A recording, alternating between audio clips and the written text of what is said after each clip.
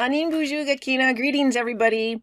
So today I want to talk to you about a couple of significant migration stories that are present on Turtle Island, the Lenni Lenape and the Anishinaabe. And I want to talk about each of them for separate and different reasons. They're kind of related. For one, the Anishinaabe may have come from the Lenni Lenape, many people believe.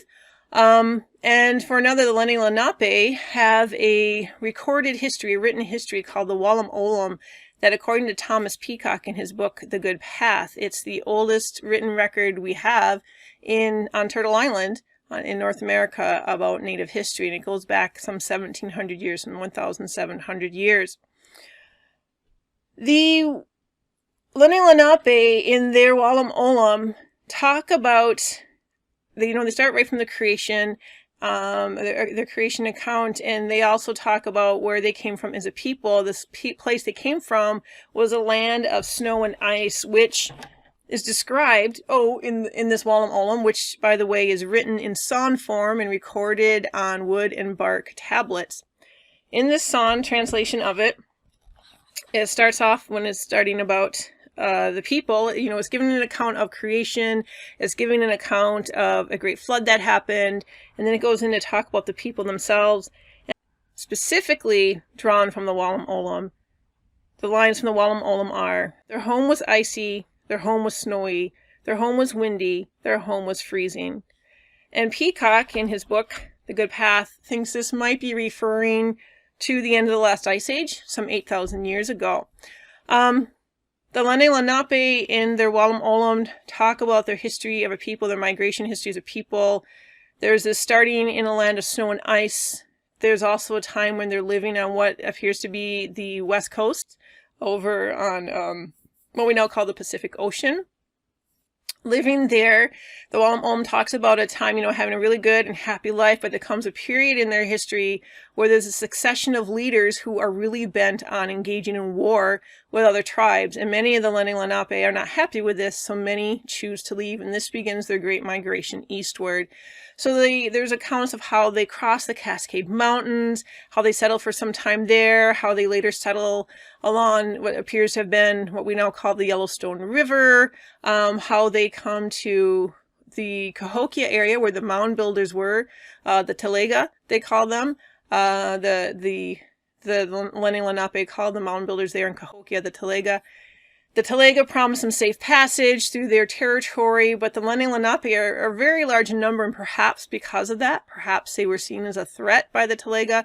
The Talega actually renege on their promise and attack the Lenape.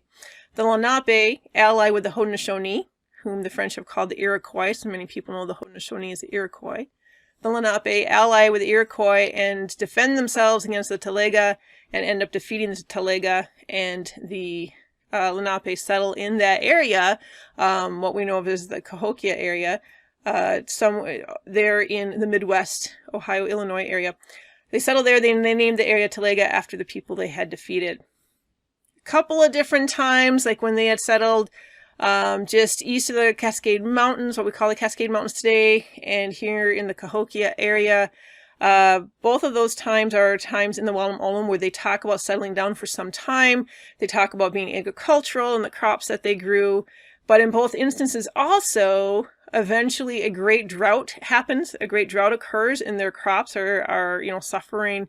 So many of the people choose to pick up and head off on to find another place to live.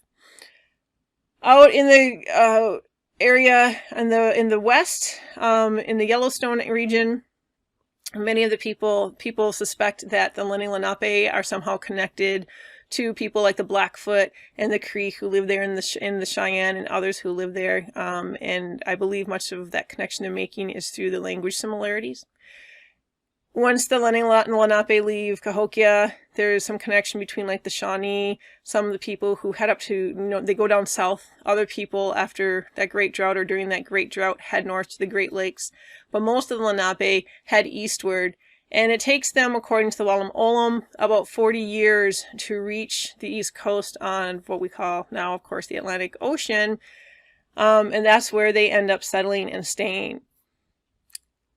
The Lenni Lenape once they settled there on the East Coast, made a wampum belt of beads, and these beads, each bead was used to count the time that they had been there, you know. So once they settled down there, they started keeping track of the length of time that they had been in that area. And people have been able to take that wampum belt, actually in existence, and count those wampum beads. And from counting those wampum beads, people estimate that the Lenni Lenape ended up there on the East Coast sometime in 1396, dating from those beads on the wampum belt. Europeans ended up arriving in the area in 1638, and there's a rather haunting ending to the Wallum Olum, and it concludes the whole 1700-year-old history, history that goes back, accounting for thousands and thousands of years, it appears. It simply ends with, who are they? And that's the last we know of the Lenni Lenape's documented and written history. The Lenape have also been called the Delaware. That may be a tribe that you're familiar with. Living there on the East Coast, they are also connected with other tribes like the Wampanoag and the Penobscot, and many of the others that are out there. When Europeans came over, those tribes that did stay on the East Coast experienced some of the worst brunt of European colonization, those initial contacts, particularly through diseases. Europe at this time, in the 1600s, 1500s, 1492, was experiencing the impacts of extreme overpopulation. The continent had far exceeded the carrying capacity of its land. People were living in hugely crowded, very unsanitary conditions. There wasn't enough food to feed everybody. Hierarchical systems of governance, of politics, of economics, of religion had all developed and were oppressing the people. Things like the Inquisition had come about. People were being tortured for the beliefs. Eventually, around about the 1600s, women and other people who were connected with the tribal ways of Europe were being persecuted as witches and being burned or hanged as witches. It was a really terrible time happening in Europe, and part of that terrible time was the wave after wave of devastating diseases and epidemics that it was experiencing, all of it directly related to the conditions caused by its overpopulation. Europe was undergoing a population explosion. When the settlers came over here, colonists came over here, European explorers came over here, they brought with them these diseases of overpopulation.